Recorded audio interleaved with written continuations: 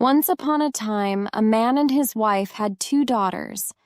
The parents loved each other and they loved their children too. They were very happy. Then one day, the woman died. The husband and his 2 daughters cried for a long time. They were very sad now. After a while, the man thought, I can't cook food for my children and fetch water from the river. I need a wife, and my children need a mother. He began to look for a wife, and soon he found one. She was a beautiful young woman, and the man fell in love with her. Please marry me, he said. Be my wife and a mother to my children. The woman frowned. I want to be your wife, she said, but I don't want to look after your children. Send them away, then I'll marry you. The man looked at her. She was very beautiful. I can't live without this woman, he thought. I'll hide the children. They'll be all right. Perhaps she will start to love them later. Very well, he said. I'll send my daughters away. He went home and said to his children, Tomorrow I'm getting married again, but my new wife doesn't like children. Hide in the grain store. Don't worry. She will feed you. So the children hid in the grain store. The man's new wife came home with him, and he said to her, My father is dead, but his spirit lives in the grain store. My grandfather's spirit and the spirits of my ancestors live there too. They are always hungry. Please feed them for me. Give them breakfast in the morning and lunch at midday and supper in the evening. The woman agreed, and the man went happily off to his work. The woman obeyed her husband. Every day in the morning, at midday, and in the evening, she brought food to the grain store for her husband's ancestors, and the 2 children ate it. One day the woman went to the hairdresser. The hairdresser cut her hair, and they talked together. Please be quick, the woman said. It's after midday. I must go and put food in the grain store for my husband's ancestors. The hairdresser laughed. What? She said. Your husband's ancestors don't live in the grain store. His daughters live there. You are feeding your husband's daughters. The woman was very angry. My husband tricked me, she said. Those stupid, lazy girls. I don't want to look after them. I hate them. She ran to the fire and picked up a pot of very hot water. She threw it into the grain store. I don't want you. I won't feed you. She shouted, Go away. The 2 sisters jumped back. The water didn't touch them. It fell on a pile of chickpeas. The little sister began to cry. Our stepmother won't feed us, she said, and I'm hungry. Don't worry, said the big sister. Look, the water fell on the chickpeas. They're soft now. We can eat them. So that day, the children ate chickpeas for their lunch. Their father came home in the evening. His angry wife was waiting for him. You tricked me, she shouted. I know the truth now. Your ancestors don't live in the grain store. I was feeding your daughters. I won't feed them again. Do you want me to stay with you? Then take those stupid girls away. Her husband was very sad.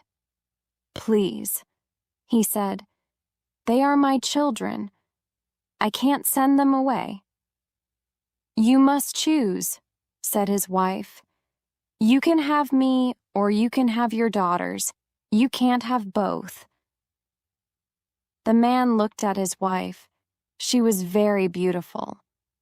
All right, he said. I'll take them away tomorrow. Early the next morning, he woke his daughters. He took them with him into the forest. They walked all day until the girls were tired. "We'll stop here," the man said at last, "and sleep." The girls lay down under a tree. Their father lay down between them. Soon the girls were asleep. The man stood up and looked for a thick branch. He found one and put it between the girls. "They'll feel it in the night," he thought. "They'll think that I am with them." Then he went away and returned to his wife. In the night, the girls woke up. "What's that noise?" the little one said. "It's a hyena," said her sister. "He's going to eat us," said the little one. "I'm frightened." "Our clothes are made of leather," her sister said. "We'll give him pieces of our clothes."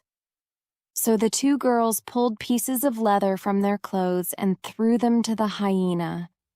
At last he went away. The morning came. The children were lost. "Father's gone," the little one said. "What are we going to do?" Her big sister climbed a tree. "I can see a house," she said. "It's a nice big house. There are cows and sheep outside it." "Let's go there," said the little one. "Perhaps the people will give us food." The two children went to the edge of the forest. They looked at the house. A man came out of it. He was tall and ugly. His face was cruel. The children were frightened. "He's a wizard," the older sister said. "We must be very careful." The two children watched and waited. The wizard went out with his cows and sheep. "Wait here," said the older sister. "I'll go into the house and look for food." Quickly, she ran to the wizard's house, took some food, and brought it back to her sister.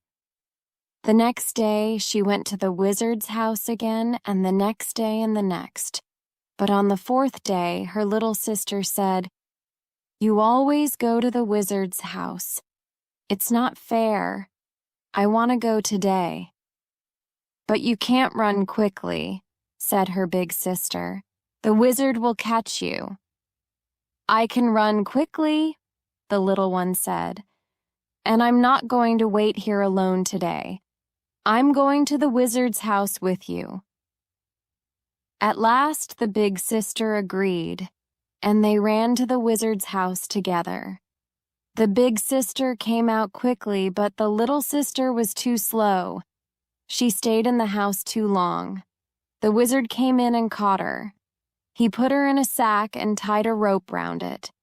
Then he pulled the sack up to the rafters of the house. "I've got you and I'm going to keep you," he said. The big sister was hiding outside the house. She waited for a long time.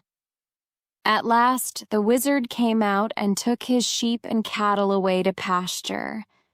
Then the big sister ran into the wizard's house. "Little sister, where are you?" she cried. "Here, here," shouted the little sister. The big sister cut the rope and pulled the sack down from the rafters. Then the two girls filled the sack with rocks and pulled it up to the rafters again. In the evening, the wizard came home. "Little girl," he said, "I've got you, and I'm going to keep you." He hit the sack with his stick. At once, the sack opened. The rocks fell out on top of the wizard, and he died. The two girls stayed in his house. They looked after the cows and the sheep, and they were very happy.